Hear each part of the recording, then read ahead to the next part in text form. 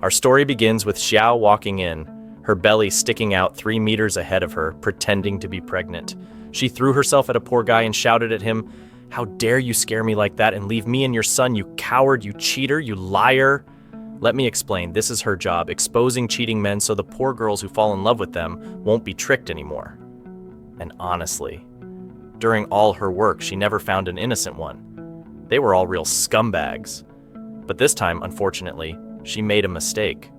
While sitting with her friend, he asked how she could mess up with the man whose photo he gave her himself. She had gone and thrown herself at some poor guy and exposed him, and the poor man had no idea what was happening. She told her friend it was his fault. How could she recognize the man when he had taken a photo from behind? Anyway, she changed the subject and said her aunt was taking care of the farm now, and she decided to help her. He told her that was good, so she could stop fishing for men in troubled waters and maybe finally find someone to marry her. She took the noodles and told him to get lost and not pay for her meal. At that moment, her aunt called, saying she needed help because people were trying to demolish the farm. When Xiao arrived, her aunt almost hit her with a broom, thinking she was part of the Joe group who had come to tear it down. Then her aunt explained that her father had rented this farm to them for 20 years, and now they were suddenly claiming the right to destroy it. She couldn't understand where they got that right from, but Xiao decided she wouldn't give up on this matter, even if it cost her life, until she found her father and got the truth from him. She started planning with her friend, who told her that the best person to get close to was Chiu, the son of the Joe group owner, because he always kept his room card in the pocket right over his chest. Chiu felt like he had seen her before, but told himself it was impossible since he had just come back from traveling. Later, she attended the party held in his honor and had placed cameras inside his room.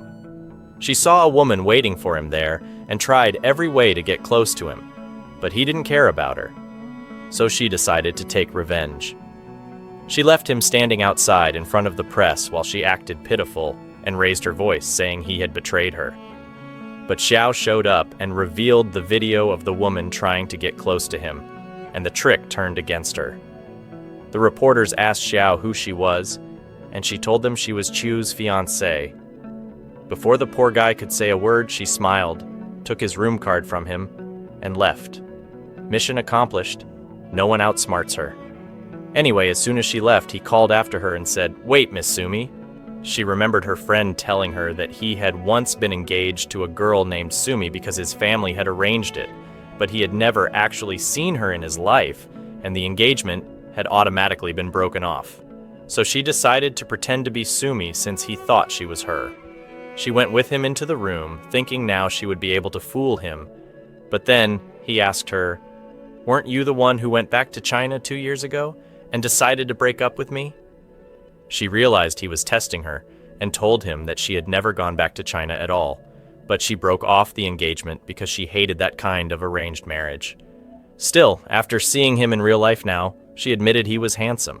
He told her to step aside because she wasn't his type anyway, and that her mouth, eyes, and nose needed fixing. He advised her to see a plastic surgeon who could fix everything for her. She left fuming, completely fed up. Men were nothing but trash in her eyes.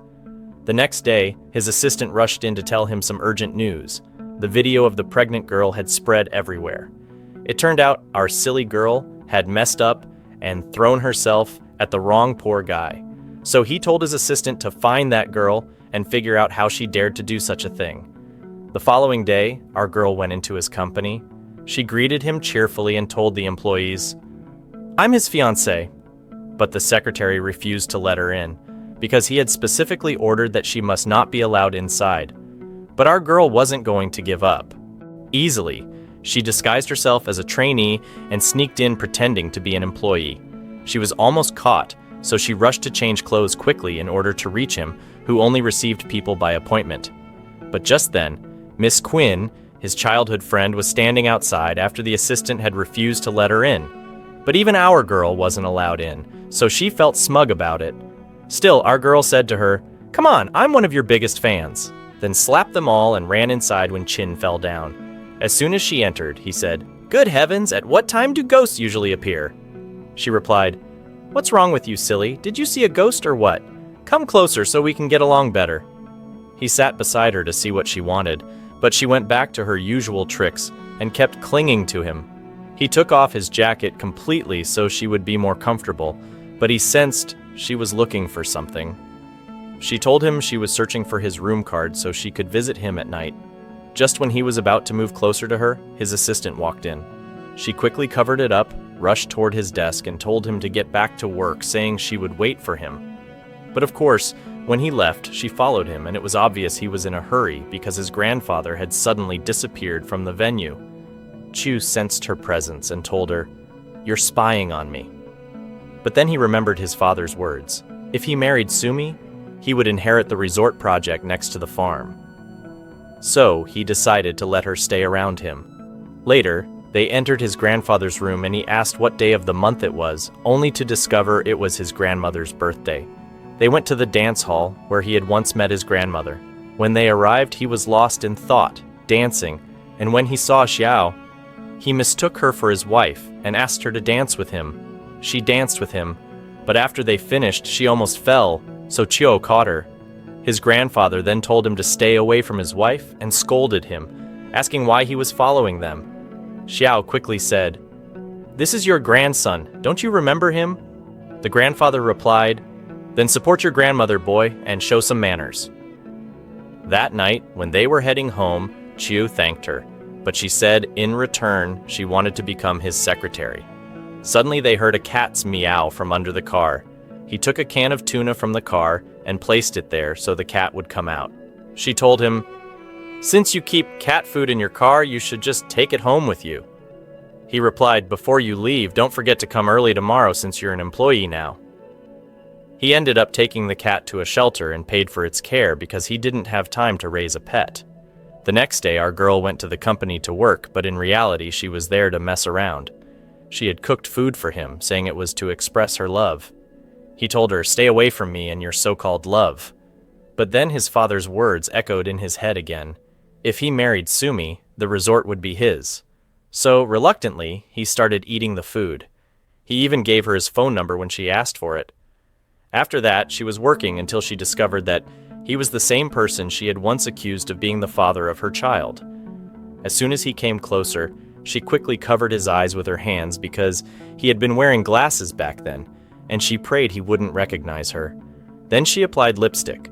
Don't ask me why, she just did, and muttered, "In situations like this, I really love drinking Red Bull." What does lipstick have to do with it, girl?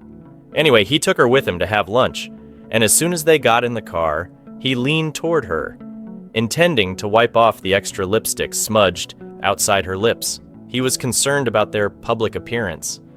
Back at the office, she was eating until she heard his voice, so she quickly gathered her food and tried to throw it away, not wanting to be in the same place with him. But he told her, "Where are you going? The trash bin is right here." When she overheard him talking about the pregnant girl, she stayed to listen. He asked his assistant for her phone number, so she rushed out before her phone rang and exposed her. Eventually, he called her and told her to meet him, or else he would sue her. She had no choice but to meet him, wearing a mask, pretending she had allergies and didn't want to infect him. She tried to explain that she was actually trying to get revenge on someone else, and had mistaken him for that person. He agreed to forgive her, but only if she filmed a video publicly apologizing. The next day at the company, she was about to take the elevator, and when she saw him, she quickly pressed the button to close the doors, so he wouldn't get in with her. Even when she saw him again later, she passed by without greeting him. He thought, "This is impossible, why is she avoiding me? No one dares avoid me." He followed her as she was leaving, and when she almost tripped, he caught her. He asked, "Why are you running away from me?" She replied, "Because sticking to you wasn't working, so I thought I'd play it cool and give us some space."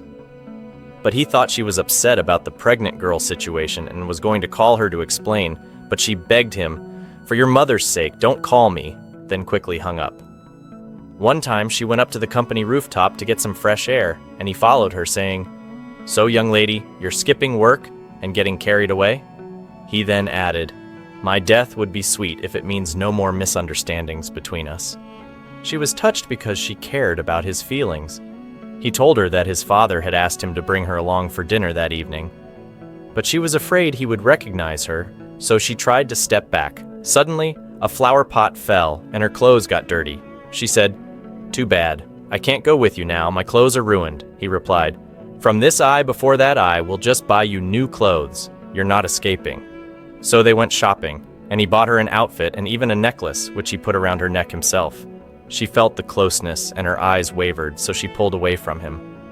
When they reached the restaurant, his father welcomed her warmly. He didn't recognize her since it was his first time seeing her in person, as their engagement had been arranged while she was abroad. But our silly girl mistakenly drank the hand-washing water, thinking it was soup. They were all sitting awkwardly, and Chu, to ease the tension, drank from it too and said, "Actually, it tastes good." She thought to herself, "Boy, are you trying to steal my heart or what?" Just then, while they were sitting there, his father's assistant suddenly entered, the very one who actually knew her real identity. She quickly ducked under the table, pretending to look for her earring. Just then, the fire alarm went off, and everyone had to evacuate. When they looked under the table, she wasn't there. She had already slipped out. Outside, she saw his father, who told her that Chu hadn't come out yet. So she rushed back in, grabbed him by the hand, and pulled him out. As soon as they were outside, she let go quickly, but he took her hand again and said, "We must get married. You've surprised me, Xiaowei." Our virtuous girl immediately told him no. He stood there shocked, thinking, this is the same girl who was chasing after me just a couple of days ago. But of course, she had already gotten what she wanted, an entry pass to the company. As for marriage, forget it. She even told him, "You're not my type. Step aside, whatever your name is, I've got somewhere to be." Later, she sneaked into the company, planning to steal the contract related to her aunt's farm so she could tear it to pieces. But her plan failed, because at the same time, Chu arrived at the office and caught her. He asked, "What are you doing?" She quickly improvised and said, "I was looking for my earring. I can't sleep at night without it." But then she noticed that the contract she wanted was already in his hand. Her plan had collapsed completely. She tried once again to cling to him, saying, "But you're my fiancé, the light of my eyes." He replied, "Didn't you just reject me a few hours ago? Are you out of your mind, woman?" When she left, he followed her in his car and offered her a ride. She was about to refuse, so he simply said, "Fine, suit yourself," and drove off like lightning. One day, she discovered new information about a famous artist Chu was planning to collaborate with for the resort project near her aunt's farm. She went to tell him, saying, "I love you." But it turned out he was daydreaming like a fool. The truth was, she was warning him that this artist had a bad reputation. He didn't take her seriously, so she decided to get proof herself. She met the artist pretending to be a model looking for work. Of course, he didn't waste any time. Seeing her young and pretty, he immediately made a move on her. He tried to get her to drink with him, but she refused. He poured her a glass of cola instead. At that moment, Chu appeared and gestured for him to back off. She deliberately spilled the cola on the artist, forcing him to go clean up in the bathroom. Chu went to her, surprised by her recklessness. She told him, "See? He put drugs in the cola, but I spilled it." Chu didn't believe her, so he took the glass and drank from it himself to confirm. Nothing happened. She leaned in close, trying to check if he showed any symptoms.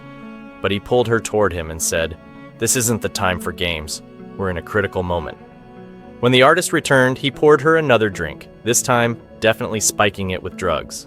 But then she found him right behind her. He took her away and she pretended to be drunk so that Chu would follow and save her. But he was delayed because of the crowd on the road and couldn't get through, so they left before he could reach them. Our girl lost hope of being rescued and tried to unlock her phone, but the man snatched it from her and sprayed her with drugs. When they arrived, he pulled strange tools from his car trunk. It looked more like torture equipment than anything else. He was about to use them to wake her up when Chu arrived just in time, slammed him against the wall, and caught her as she was still dizzy. Then he went back to beat the man properly. Afterward, he put ice on her to help her recover and told her to stop risking her life.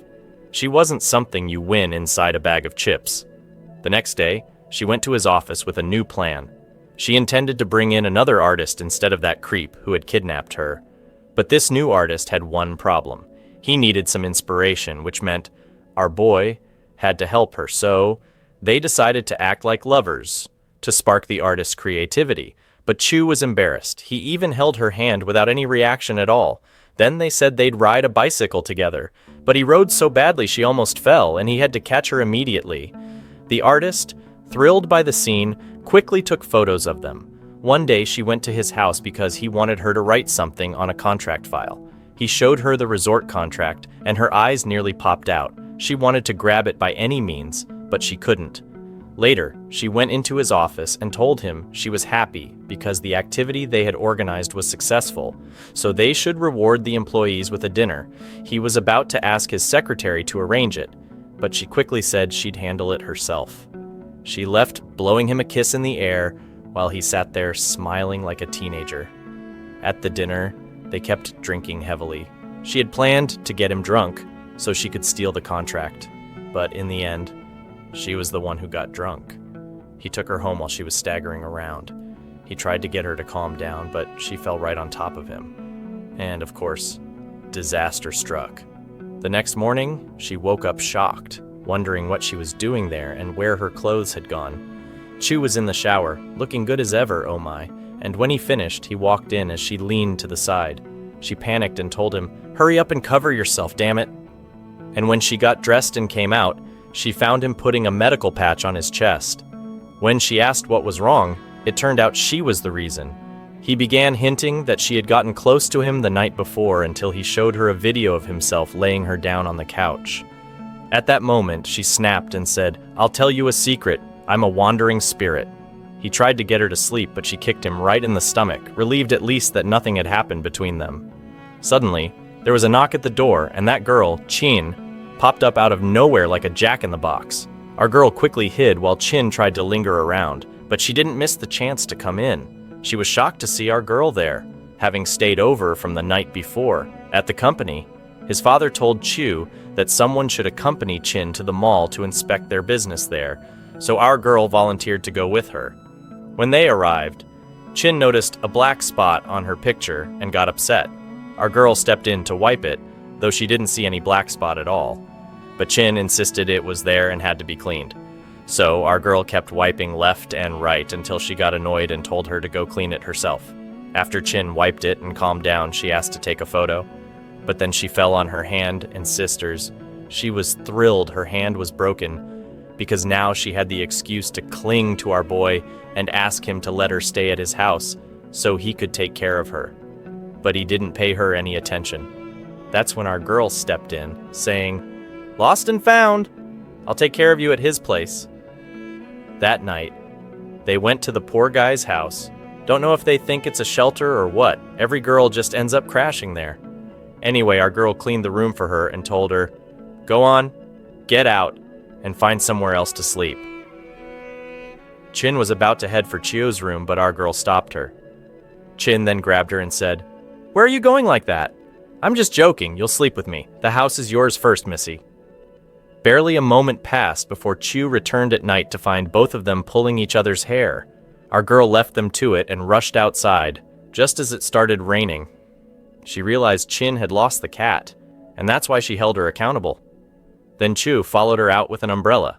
The moment she saw him, she decided to seize the opportunity. She hugged him while dripping wet and said, "Why are you looking for me? All you care about is Chin."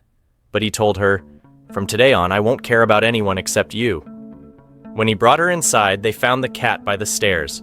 He then told Chin to pack her things and leave, that his secretary would take care of her. Sorry. But this time our girl was sneaky and sly. She spotted the farmland contract, didn't hesitate, and slid it under the couch. Then she asked our boy to make her ramyeon since she was hungry, giving her time to pull it out and hide it. But he cooked too quickly, while she was still stuffing the contract into her clothes. So she told him bluntly, "Honestly, we need to break up. You're not right for me," while clutching the file behind her. He replied, "You don't have the right to decide that on your own for both of us." But she insisted, "I've decided, and that's final." She then rushed off, locked herself in, and put the file in her bag. But when she pulled it out later, it turned out to be the wrong contract. The one she was after had been taken by Chin when she left. Damn her rushing, that's what always lands her in trouble. The next day, she was waiting for Chu, teasing him. "So how's my fiancé? Did he drink his milk yet or not?" He told her, "You're schizophrenic or what? It's not normal for you to dump me every other day and then come back?" She replied, Well, you drive me crazy. Of course I act this way. It's all because of my love for you. On their way to the hotel, they were planning to meet a different company director to discuss a collaboration for their project. But our boy dropped her off halfway, saying, "As punishment, you'll walk the last 5 kilometers to the hotel. Go on, walking is healthy." When she arrived, she was furious and wanted to hit him. But honestly, he was the one who had been left hanging, so it was fair. When he went to book a room, she insisted, "No way, we'll each sleep separately." But suddenly they saw the director they wanted to meet. Chu went to speak to him, but the man was too busy. So our girl decided to talk to his wife instead, trying to get close. But the wife's reaction was just as cold as her husband's. Later, Chu decided to ride a bike to catch up with the director and told Xiao to walk behind him. She snapped, "Then give me a ride, you mule!" So he let her sit and drive instead. She kept teasing him, saying, "Aren't you ashamed to let a girl like me drive you around while you sit there like a beggar?" So he finally let her sit behind him, resigned to his fate since he was already stuck with her. Luckily, he managed to convince the director to collaborate with them. Back at the company, Xiao overheard whispers that Lian was going to work there. She panicked, since he knew her true identity and could expose her. Shocked, she left quickly, only to run right into Lian face to face. She tried to move past him but bumped into our boy instead. Thanking God for the excuse, she told him she had twisted her ankle so he would carry her away quickly. He took her into his office and went to grab something for her to wear. That's when Lian followed her in, bringing her slippers. He warned her that if anyone discovered her identity, they wouldn't let her off so easily. Just then, Chu walked in and asked what he was doing there. Lian covered smoothly, saying he'd just brought her something for her foot. Before leaving, he remarked, "It looks like you two have a good relationship." Chu stayed silent, waited for him to leave, and then asked her if they were close. She denied it, insisting she had only just met him. Chu then told her not to talk to him or ever be alone with him again. He tossed away the slippers Lian brought and held her foot himself to apply ointment where she was injured. Suddenly Chin called him, saying she was about to commit suicide. Believing her, he rushed to save her, pulling her from the water and even carrying her on his back. Meanwhile, our girl accidentally ran into her friends while searching for Chin with him. She grew nervous, worried Chu might see them and discover her true identity.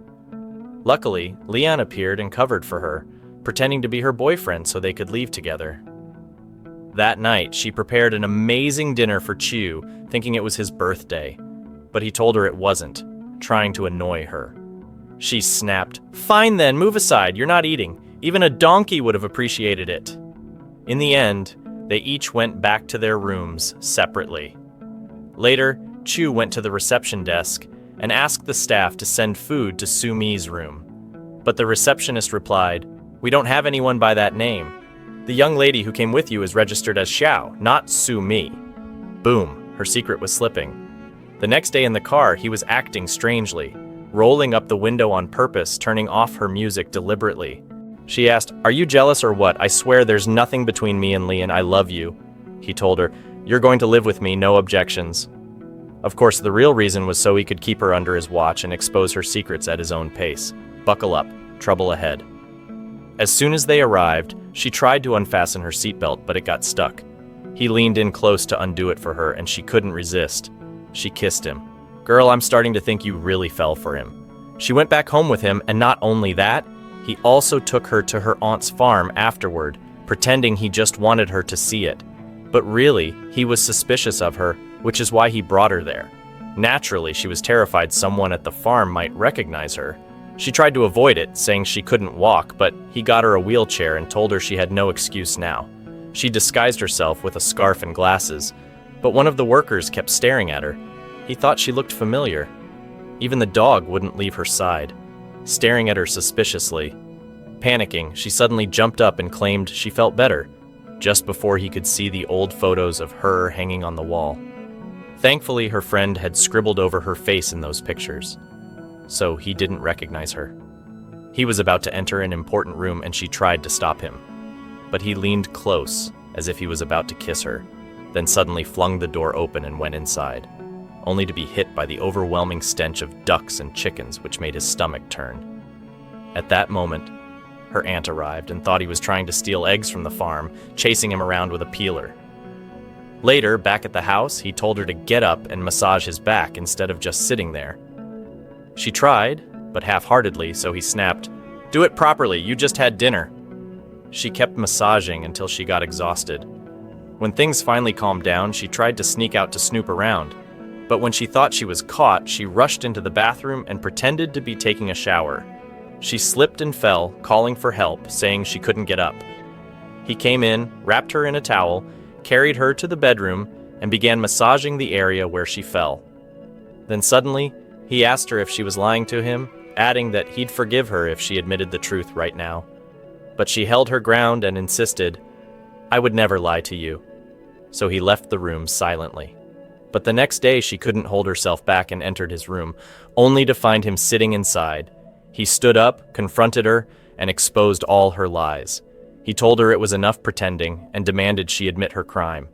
He knew she wasn't Sumi, and that she came only to steal the farm contract. He was about to call his lawyer and report her, but she begged him not to, and promised she'd do anything he asked. So he told her to continue acting as Sumi, so that his father would hand over the resort project next to the farm. After that, they could part ways. She had no choice but to agree, and even signed the contract. Better that than jail. But of course, he didn't let her off easy. He slyly added a clause in the contract that she had to clean the house from top to bottom. Not just that, he even made her peel strawberries for him. Who even eats strawberries like that? And at night, he forced her to sit by his side until he fell asleep, just so he could rest easy. The next day, when she brought him some documents, he suddenly pulled her onto his lap because someone was spying on them. To cover it up, he pretended they were kissing so that no rumors would spread, making it seem like they were the perfect couple.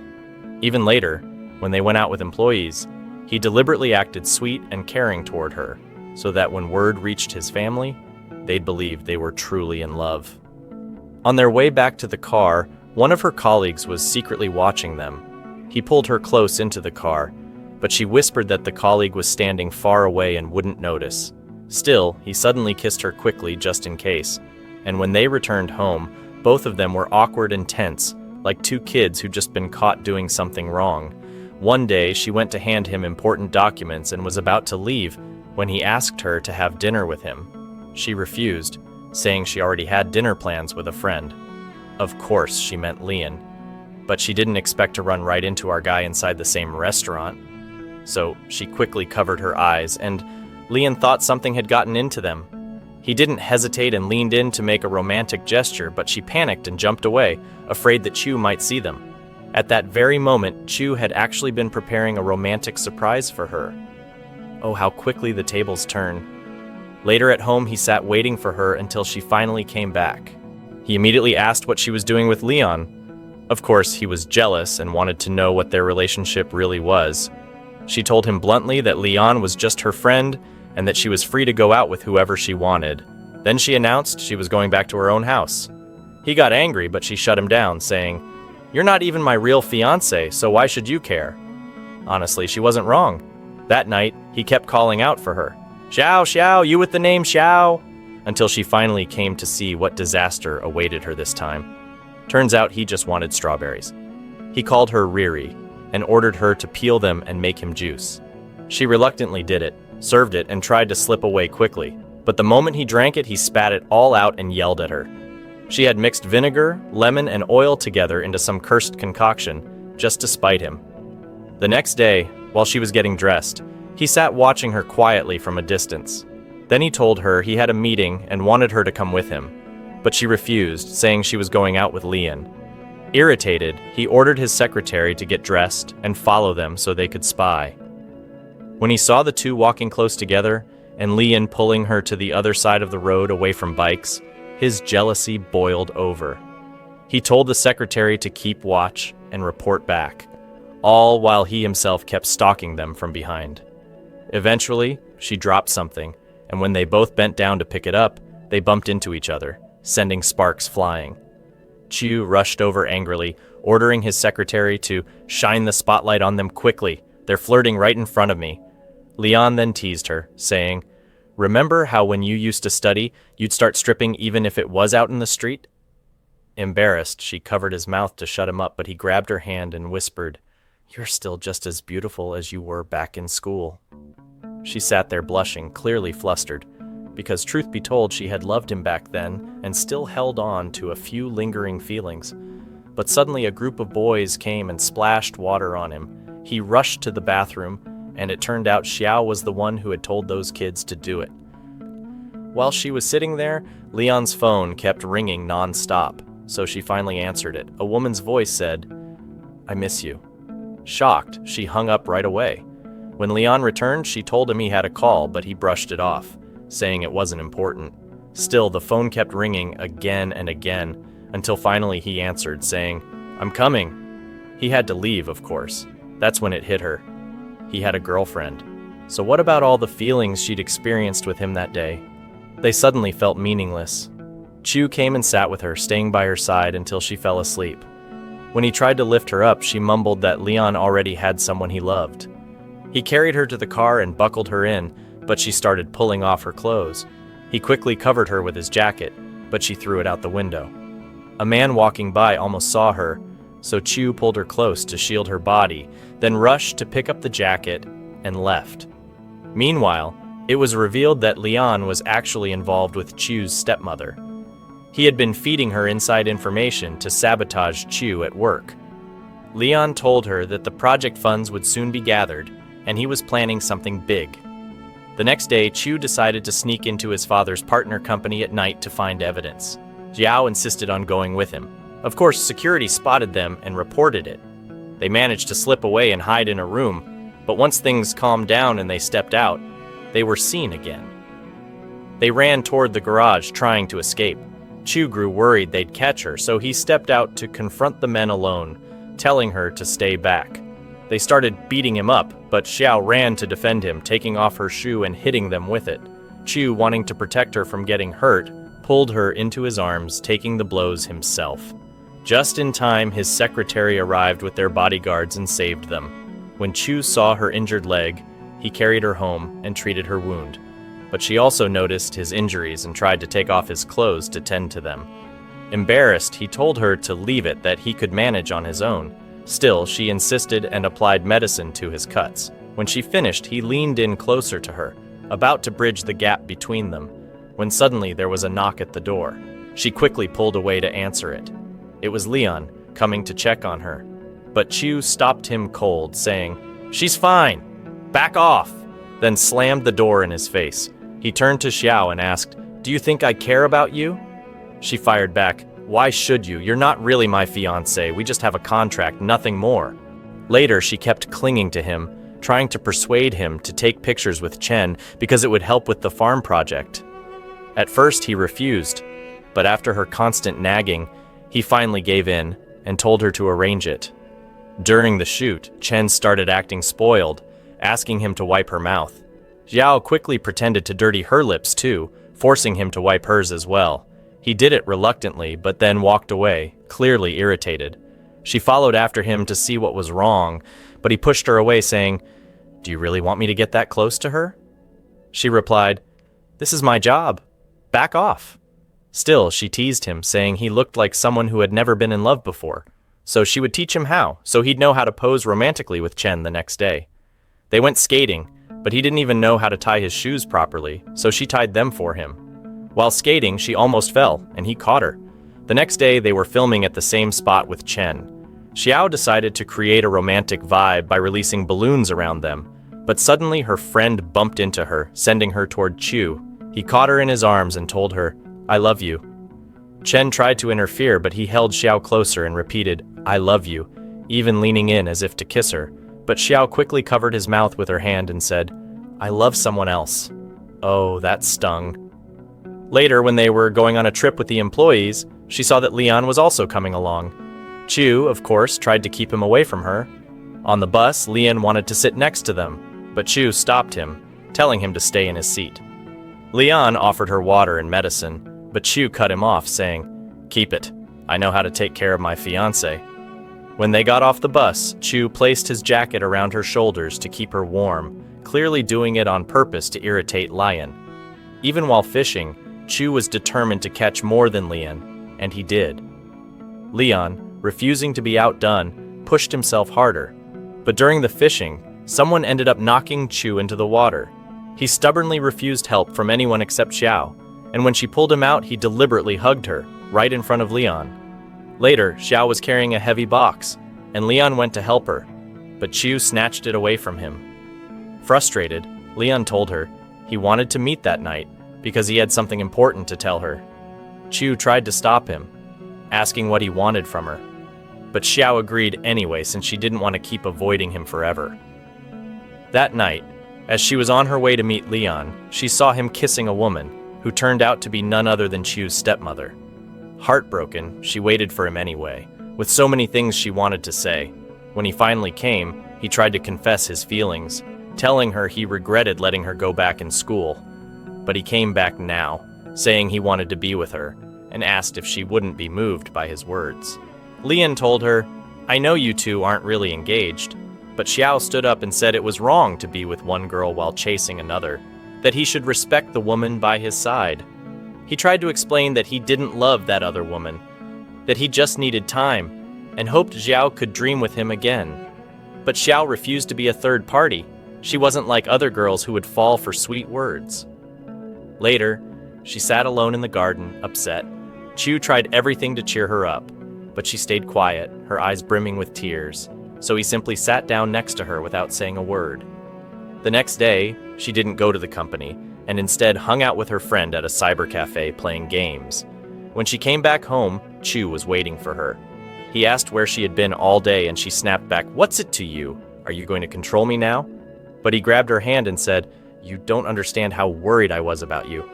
She told him to stop interfering. She could handle her own problems. She went to grab a drink from the fridge, but he leaned in close, almost romantically, and said, "This is expired." The next day, they planned to demolish the farm.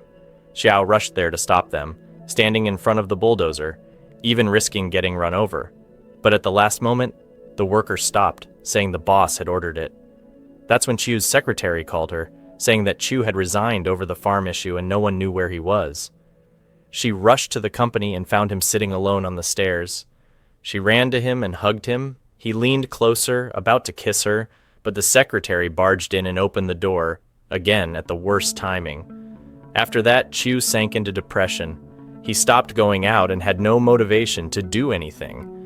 Xiao decided to blast the TV and loud music just to force him out. Annoyed, he had no choice but to go running with her. While jogging, she kept explaining the benefits of running and how it made people happy. He finally said, "If you want me to be happy, then love me. If you love me, I'll be the happiest man alive." But Xiao stuttered nervously and quickly said, "Come on, run after me, and don't say anything." One time she was making him a cake but saw him climbing the stairs and thought he was about to commit suicide. She panicked, ran to him, and pushed him, only for him to say, "What's wrong with you? I was just fixing the light bulb." That night, she took him to the farm, telling him it was her secret place, and she wanted to bring him there so he could relax. She promised to stay by his side until he got better, knowing how depressed he had been lately. He held her hand and told her he would truly be happy if she stayed with him, but suddenly a mouse ran by, and she jumped onto his lap out of fear. He tried to calm her down, saying, "Don't worry, the mouse is more afraid of you than you are of it." Still, she stayed sitting on his lap, pretending she was too scared to get down. She was clearly finding an excuse to stay close. Then, her aunt walked in, sensing something, and grabbed a broom, only to find them together in that compromising position inside the barn. Later, his car broke down, so Xiao asked her aunt to let him stay the night. She explained that he had resigned from the company and wanted to help them protect the farm. Her aunt agreed, since his intentions seemed good. The next day, he was cleaning the animal stalls and feeding them, like a real farmer. One evening, his father invited him to dinner to reconcile and bring him back to the company. But during the dinner, his stepbrother harassed Xiao and mocked her. His stepmother scolded him for his behavior. Then, while they were eating, Xiao suddenly found a cockroach in her dish. Of course, it was that brat who put it there. Calmly, she picked it up and tossed it onto his stepmother's lap. The woman screamed and scolded her own son, asking why he would pull such a disgusting trick. In the middle of all this, they got a call saying the grandfather was in the hospital. Everyone rushed there, and the old man, very weak, told our hero that he wanted to attend his wedding as soon as possible. Later, Xiao stayed with him, giving him something to drink so he wouldn't stress too much, and she told him she agreed to marry him to fulfill his grandfather's wish. Of course, his father was pleased and told them not to worry about the wedding details, since in his eyes, she was still Sumi, not Xiao. Then she got a call from her father saying he had returned to the farm. When she arrived, she found her aunt arguing with him because he had gotten them into huge debt with that disastrous deal. The next day, he tried to apologize, telling her he had left only to make money so she could live a better life. He begged for her forgiveness and said he had to be by her side on her wedding day. Of course, she forgave him. After all, he was her father. The following day, she was trying on the wedding dress while her cunning stepmother kept criticizing her, saying it didn't look good, that she looked fat, that it wasn't right, and so on. Finally, Xiao went to try on another dress, and that's when Leon came to talk to her. But they suddenly heard someone approaching, so they tried to hide. Her hair got stuck in his suit, and as they struggled to untangle it, Xiao was about to walk in since he hadn't heard her voice. When he entered, he found her on the ground, while Leon was hiding among the dresses. Suddenly, Leon's phone rang, and our hero grew suspicious, wondering where the sound was coming from. Just then, her father appeared and asked her why she wasn't answering her own phone, thankfully saving her from an awkward situation. Of course, her father asked Xiao to take some photos with her. But before he entered, he had asked one of the staff about his daughter, saying she was inside trying on dresses. The staff member replied that there was no one named Xiao inside, only a girl named Sumi. That's when her father decided to help her maintain the lie. Later, at the farm, our hero came to see Xiao, telling her he missed her and inviting her to have dinner with him. He took her to a seafood restaurant. When she asked why he brought her there, he explained that he had discovered a problem. The fish kept dying the day after they arrived. He questioned the owner, who admitted that someone seemed to be deliberately killing the fish, though he didn't know who, so our hero decided to stay overnight by the fish tanks to catch the culprit. Sure enough, someone came late at night trying to cut off the electricity to the tank, but Xiao caught him. The man confessed he had been sabotaging the place to get revenge on the owner.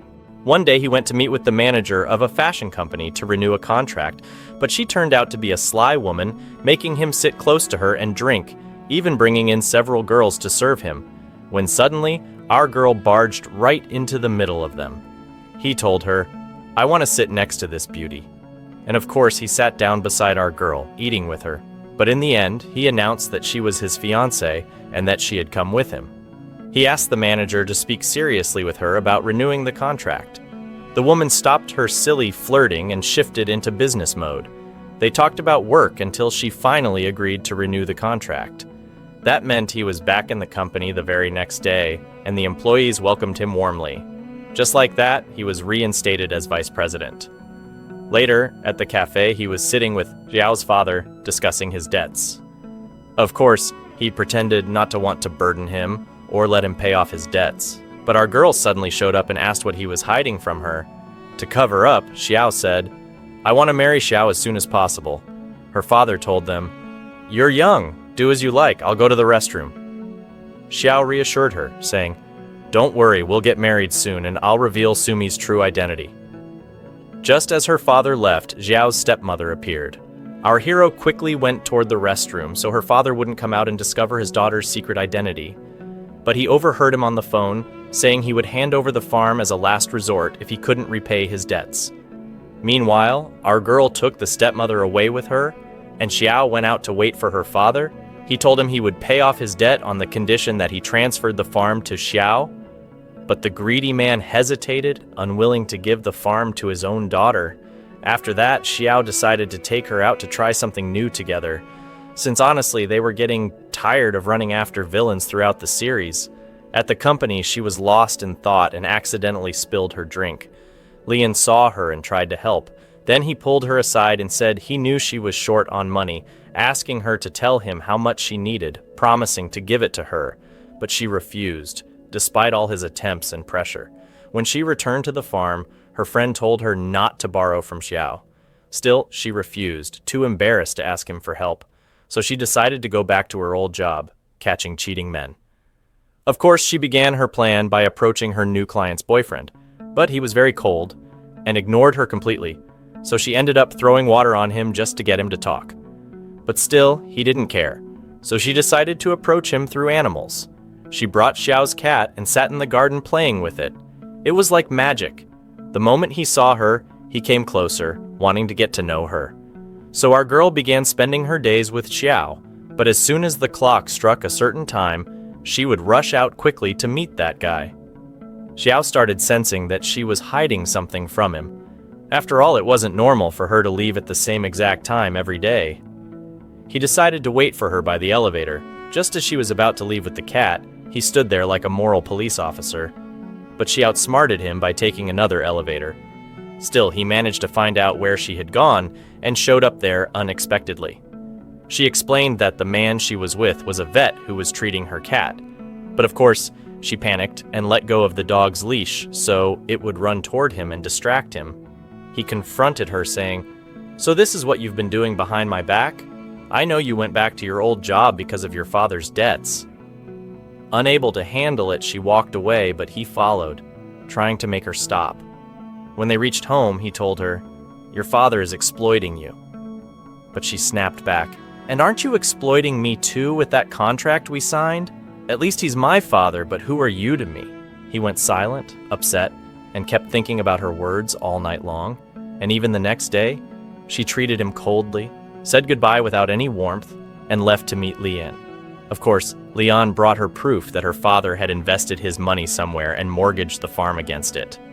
That night, she confronted her father, but he got angry with her. Then Xiao showed up and told him that the place he invested in was a complete scam and the man had tricked him. Still, her father didn't believe it. Xiao then said, "Fine, the farm belongs to her and you have no right to hurt her anymore." When she looked back, she saw our girl had already run off, embarrassed and heartbroken by her father's actions. Xiao followed her, sat beside her, and she broke down crying, confessing that she never expected her father to be so selfish. Xiao hugged her, kissed her forehead, and promised that he would never let anyone hurt her again, no matter what.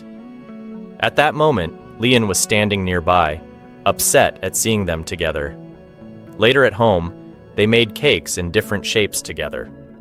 Xiao leaned closer to her, but she suddenly pulled back and said she was scared about her lies regarding her real identity.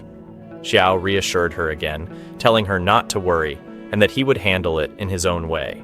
The next day, she went shopping with Qin, but someone was secretly watching her, grinding his teeth in anger. Then, a strange woman came along and wanted to try on the same dress our girl had already chosen and bought because she liked it. When she walked out wearing it, the man mistook her for Xiao and quickly kidnapped her when he saw she was alone. Once Xiao received the photo, he drove his car straight to the kidnapper's hideout and beat up anyone who stood in his way. But in the end, it turned out that the one who got kidnapped was the girl who had worn her dress. Xiao asked the ambulance to take care of her, then left. He kept calling Xiao over and over until she finally answered, completely unaware of what had happened. She was just sitting in the clinic having a massage and a facial. He told her to come quickly, then rushed over in his car.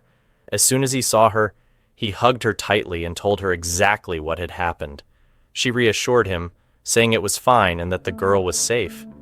The next day, he walked into the company holding her hand, but his father was sitting at his desk. His father said, "Welcome to the one who's been fooling me, covering up for his lover who pretends to be Sumi."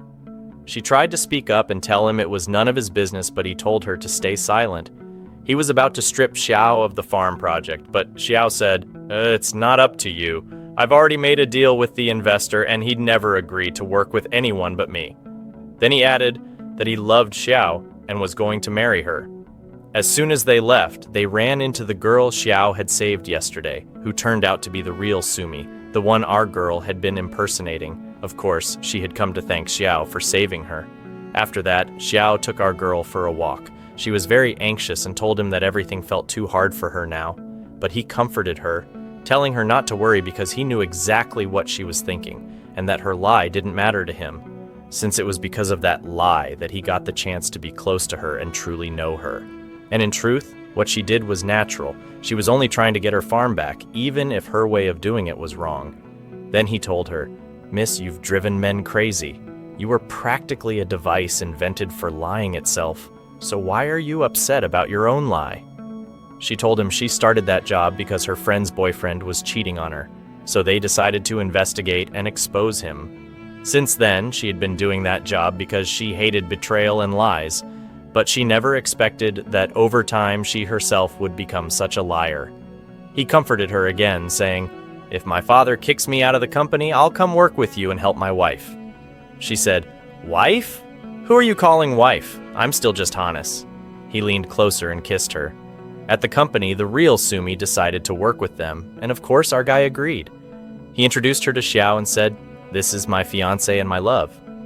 Later they had a meeting, and after it ended, he said he would take our girl out for lunch, but Sumi told him she needed someone to work with her on her new project and check out the sites. He told her to pick any employee from the company and they'd help, but she specifically wanted our girl, so she was forced to go with her, even though Sumi's intention was to keep them apart.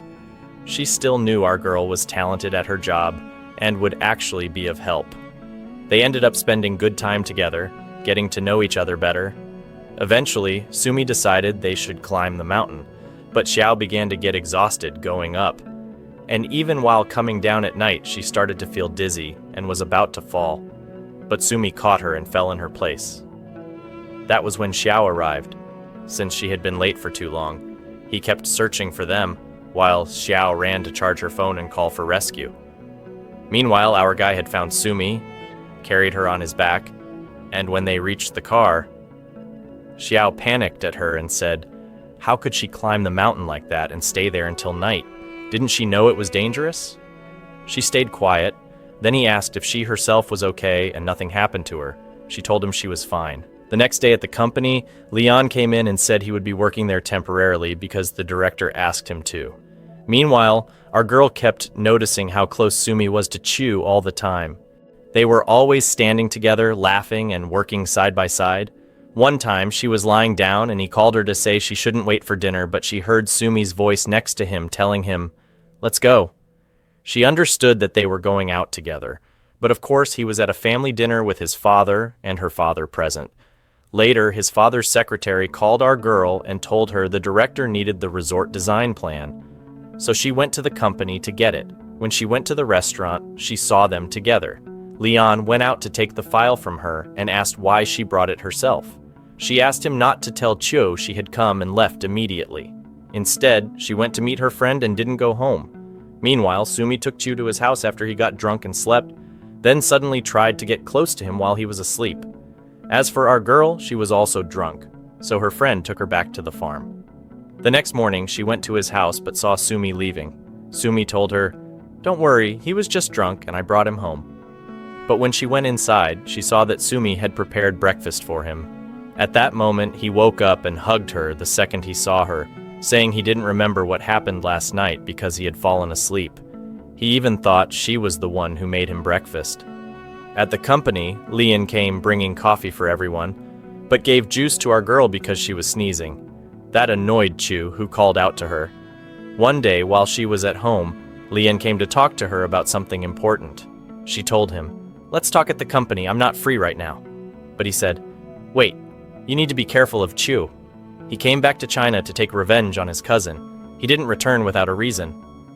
He also told her he would look for evidence for her, but it was clear he wasn't well and suddenly he collapsed on the ground. So she took him to the hospital. But while she was there, she saw our guy standing with Sumi and their grandfather, and it was clear they were introducing her for marriage. She started to fear losing him, so she suddenly walked into the room, grabbed his hand to prove she was his girlfriend. But then she calmed down a little, held a flower, and asked him if he still wanted to marry her. He didn't answer at all, so she said she was just joking with him, and quickly left. Meanwhile, with Leon, Chu's father went to him after finding out about his betrayal with his wife.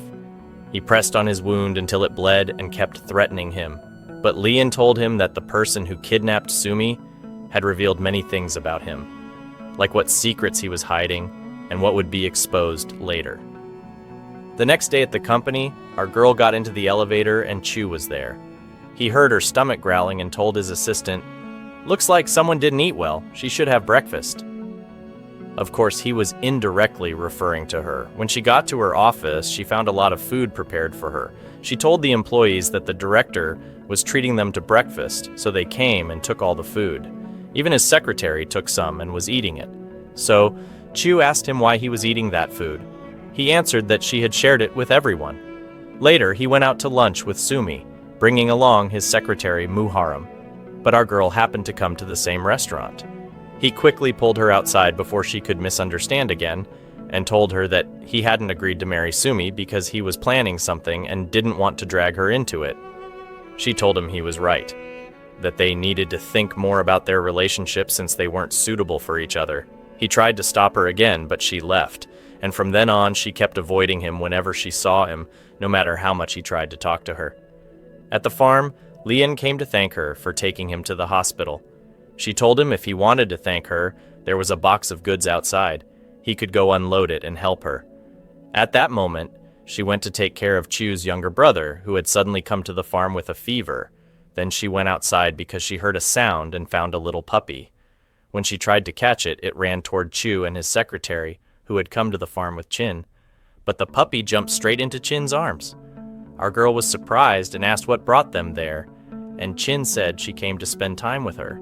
But in reality, she came to help reconcile the two lovers and bring them back together. At that moment, Chu's younger brother woke up, so Chu carried him outside, looking pale and weak. Then his mother arrived after our girl told her that he was at the farm, and suddenly the place was crowded. Too many people, honestly. While they were all sitting together, the weather was very hot, so Jia was fanning herself. Our guy brought her some water, but then it suddenly started raining. Chu ran toward the crops to quickly gather them, but she told him to step aside, that he wouldn't manage. She gathered them herself, but he got upset because she was soaked and could get sick. He still stood there holding the umbrella over her. Afterward, he went inside to shower. As our girl was passing by, she overheard Leon talking with Chu's stepmother, saying, "Let's run away from here before he kills us." But Chin appeared and made a noise, telling her to be quiet. Suddenly, there was a scream because someone saw a spider, and everyone rushed out at the sound. Even Chu, who came out of the bathroom completely startled. Our girl quickly tried to cover it up, saying she was the one who had gone into the bathroom and saw the spider, just to smooth things over. But Chin suddenly noticed Chu's back, which looked fine even though there had been a scar before, and she was surprised at how it had disappeared. Later that night, our girl prepared dinner. Chu tried to serve her some food, but she pushed her plate away. He kept trying to put food on her plate, but she kept pushing it back, telling him, "Keep your food to yourself, sir. We're not beggars." After dinner, she went to tidy up the room so Chu's younger brother could sleep there, and he thanked her for taking such good care of him. When she came out, she found Chin and his secretary praising Chu, saying, "See how he's cleaning his place?" That night, she suddenly woke up and went outside to sit.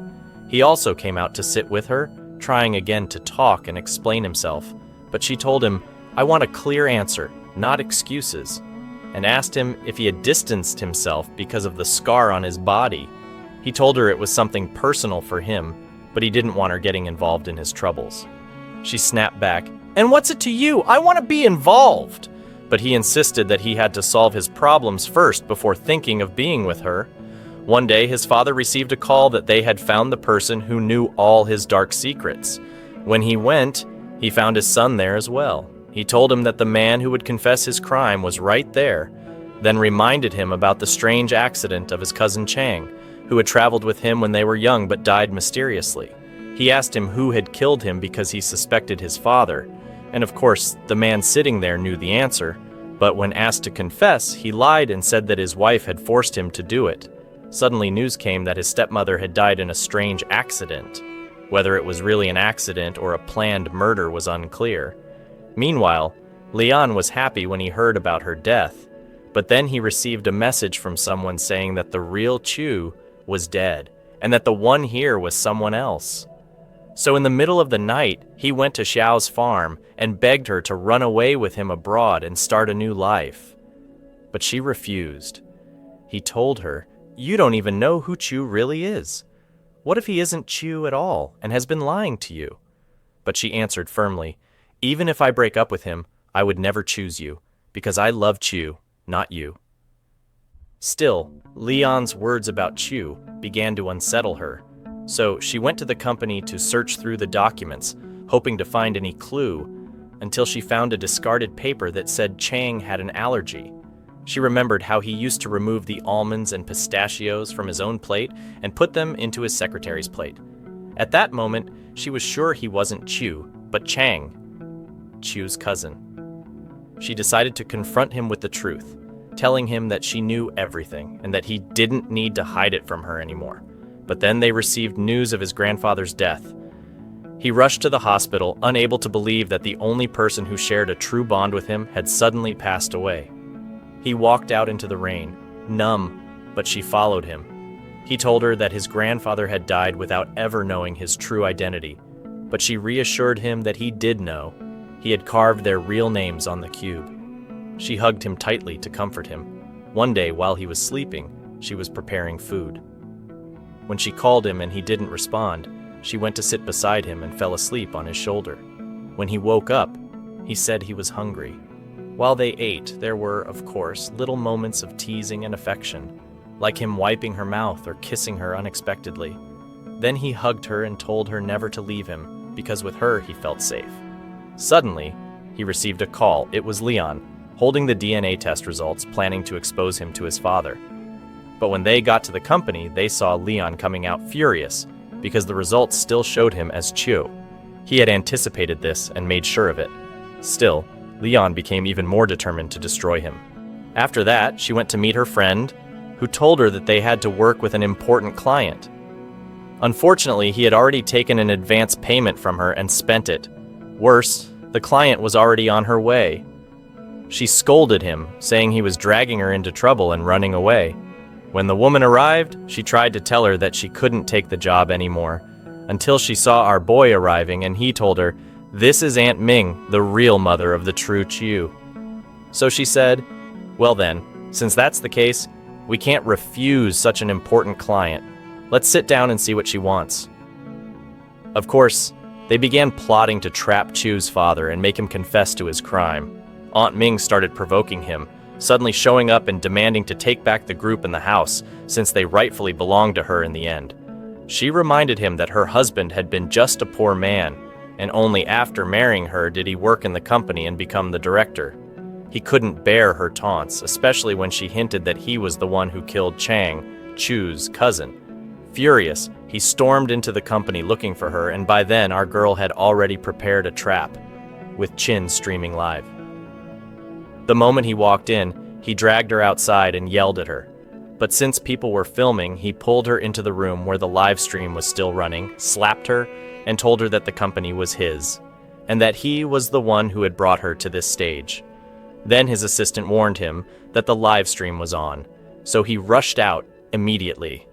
After that, he decided to admit himself into the hospital, pretending to be sick, so that the rumors spreading wouldn't damage him further. But our boy went to him there and told him he knew all of his crimes, starting with killing his cousin Chang. When he was little, he had traveled with his parents, and their car had overturned. Chu's father saw them, but refused to call an ambulance, leaving them to die. In the end, only Chang survived. But Chang had seen Chu's father's face as he ran away without calling for help. Fearing that Chang might tell someone, Chu's father decided to kill him a second time. But this time, instead of killing Chang, he accidentally killed his own son Chu without even realizing it. And of course, when Chu's mother learned that her son had died, she decided to take revenge on her husband. She made Chang assume Chu's identity so he could return, take revenge, and seize the company and everything else from him. The man, despite all of this, wasn't shocked that his son had died because of him. No, he was only scared that he might really end up in prison. Truly heartless. As for our girl, she had proof of the attempted murder of Chang saved on a USB, but someone passing by snatched her bag and it fell to the ground.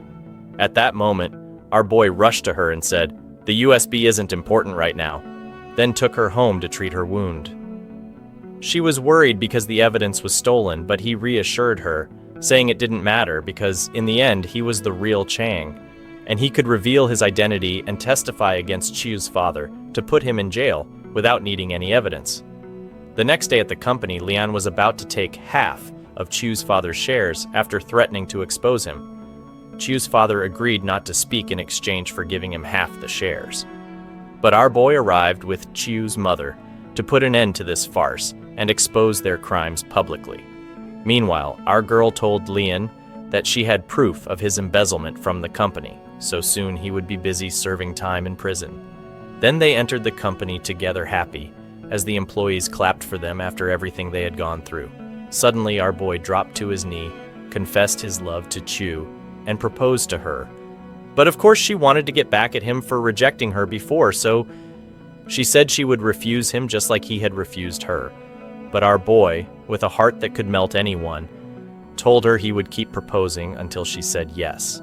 Then he slipped the flower onto her finger, and she immediately agreed. Thank God they returned to the farm together, with him determined never to leave her side again. They hung their photos together, just as we've been tied to them through their story. And with that, our story ends. I hope you enjoyed it. Don't forget to share your thoughts in the comments. Goodbye.